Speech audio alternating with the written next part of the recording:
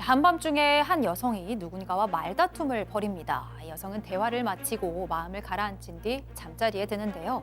그런데 잠시 후 휴대전화에서 문자 알림이 울리기 시작합니다. 그날 밤부터 다음날 아침까지 여성의 휴대전화에 문자 폭탄이 쏟아졌는데요. 대체 이 여성에게 무슨 일이 있었던 걸까요?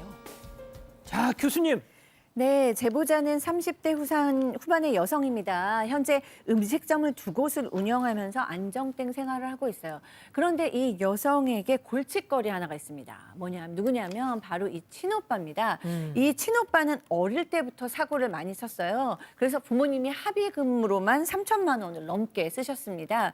그런데 심지어 20년 전에는 술에 취해서 특수폭행 사건을 저질러서 감옥도 다녀왔습니다. 아이고. 이 부모님께서는 기술직을 가지고 계셨어요. 그래서 아들을 이렇게 기술을 좀 가르쳐줘야겠다라고 생각을 하셔서 현장에도 데리고 나가봤어요. 그런데 이 오빠라는 사람, 내가 왜 이렇게 힘들고 지저분한 일을 해야 되냐라면서 곧바로 그냥 그만뒀습니다.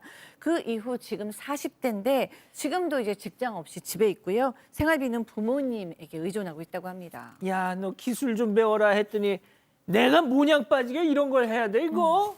네, 그렇게 사고만 치던 오빠인데 갑자기 결혼할 여자가 있다면서 한 여성을 막무가내로 집으로 데리고 왔다고 합니다. 이 여성은 오빠보다 3살 연상의 아들 둘을 둔 이혼녀였다고 해요. 이 두 사람이 어떻게 만났는지를 물었더니 같은 편의점에서 아르바이트를 하면서 교대를 하다가 눈이 맞아서 사귀게 됐다, 이런 이야기를 듣습니다. 제보자 가족은 순간 좀 할 말을 잃고 있었는데 근데 갑자기 여성이 저 임신도 했습니다, 이렇게 임신 사실까지 알려오는 겁니다. 뭐 어쩔 수 없이 가족들도 이 결혼을 허락할 수밖에 없는 상황이죠.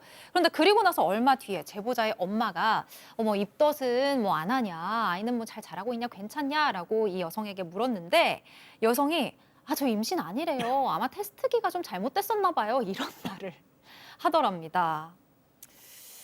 자, 그런데 이 예비 부부, 오빠네 부부 본격적으로 속내를 드러냅니다. 제보자 동생 얘기 들어보시죠.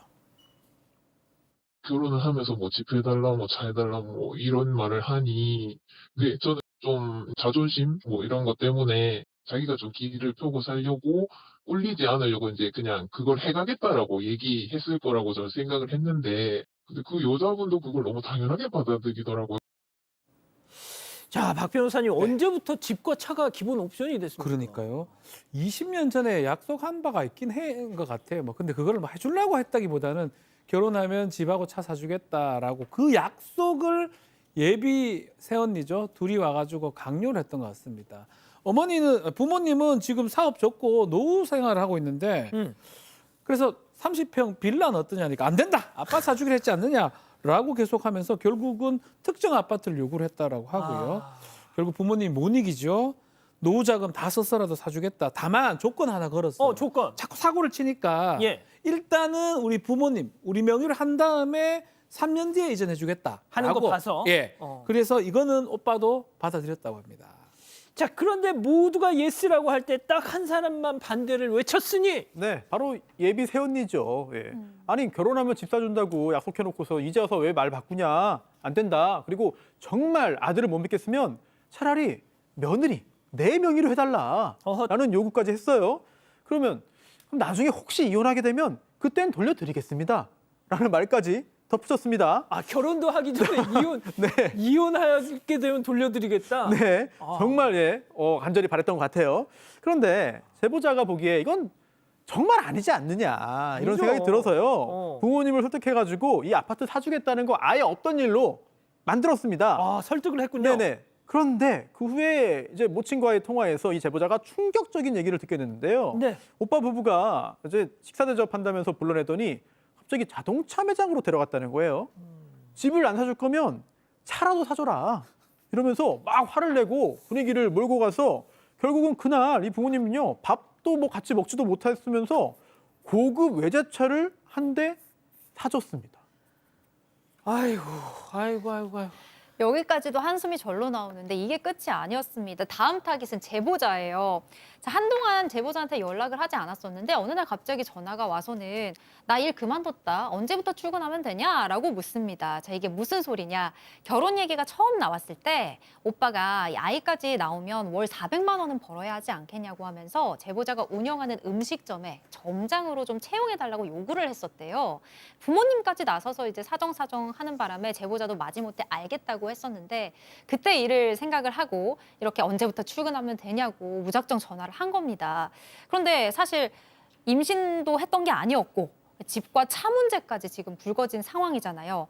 제보자가 아니 오빠한테 특혜를 주면서까지 채용할 생각은 없다. 이렇게 말을 하니까 몇 시간 뒤 밤 11시쯤 예비 새언니가 전화를 걸어옵니다. 그리고 다짜고짜 화를 냈고 말다툼이 벌어졌습니다. 자, 제보자 동생 얘기 직접 또 들어보시죠. 전화 끊고 나서 그 다음날 새벽 10시까지인가 뭐 계속 오더라고요. 그런데 이제 올 때마다 제가 그냥 알림창 확인하는 그것만 봤는데 처음에는 뭐 잘못한 게 뭔지 내가 얘기해 줄게 그런 말 있고 마지막에 제가 본 이 자기한테 사과하라고 그러면서 말 함부로 하지 말라고. 아, 너무 끔찍하다. 네, 사실 처음 통화할 때부터 내용이 이상했어요. 왜냐하면 예비새 언니가 이렇게 말했습니다. 아니 전과 있는 오빠하고 결혼까지 해주는데 왜 이러냐. 해주는데. 예, 이렇게 화를 냈고요. 그러자 제보자도 지지 않고 아니 누가 결혼하라고 했냐. 나도 이 결혼 반대한다. 라고 말을 하고 전화 끊었거든요. 그런데 문제는 그 다음부터였습니다. 그날 밤 자정부터 새벽 6시까지 6시간 동안 문자 폭탄이 쏟아집니다. 예비새 언니가 보낸 문자들인데요. 이 내용이 결혼하면 집도 사주고 차도 주고 직장까지 다 책임져 준다고 했는데 약속 지켜라 뭐 이런 오. 말. 또 그러다가 문자를 보내면서 점점 더 감정이 격해지고 내용도 더 거칠어지는데요. 당장 사과해라. 너 이 결혼 성사 안 되면 다 너의 탓이다. 이런 말까지 했습니다. 그리고 더 충격적인 거는 몇 시간 후에 오빠까지 문자를 보내는데요. 동생한테 뭐라고 했냐면요. 너 당장 내 아내한테 무릎 꿇고 용서 빌어라. 이런 내용까지 보냈습니다. 제보자는 아니 도대체 뭘 얼마나 큰 잘못을 했길래 이렇게 오빠 부부가 이렇게 얘기하나 이런 생각을 할 수밖에 없죠. 박 변호사님. 다 하죠. 제가 어지간해서는 뭐 가족끼리 이렇게 인연을 그러니까 이런 얘기 잘 안 못하는데 하시죠. 이 정도 되면 사실은 결심을 좀 하시는 게 맞는 것 같아요. 뭐 이 결혼한다는 걸 본인의 입장에서 막을 수는 없으면 그냥 어쩔 수 없는 거. 근데 이거를 계속 어떻게 뭐 받아들이고 하겠습니까? 저는 결심을 하셔야 되는 경우 아닌가 싶습니다. 아, 그러면은 부모와 오빠와 다 절연. 그러니까 제가 어지간해서 그런 말 안 하는데 안 지금 하시죠? 이 정도면 사실 어. 심각하지 않습니까? 말을 못 하겠습니다.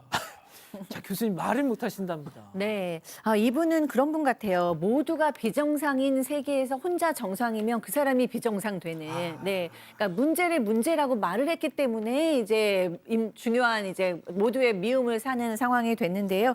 사실 파혼 이유가 이분 때문이냐? 절대 아니죠. 이 파혼 이유는 이 부부의 무능력, 불성실, 거짓말 뭐 이런 것 때문이잖아요.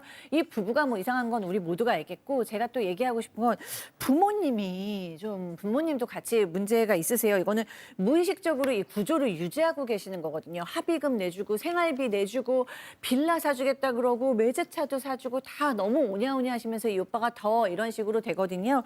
이 오빠 부부와는 거리를 두시는 게 맞을 것 같고요. 부모님하고는 이런 얘기를 좀 허심탄회하게 얘기할 필요가 있어 보입니다. 그러니까 말이죠.